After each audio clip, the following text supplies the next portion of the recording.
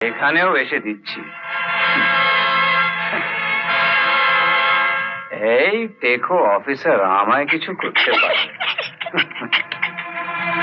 সম্রাট মুখে যা বলে কাজেও ঠিক তাই করে। এই নাও তোমার প্রথম কিস্তি 2000,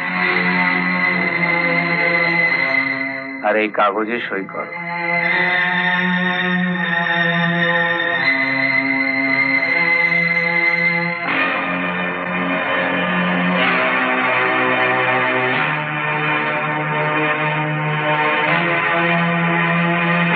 আমি চলি।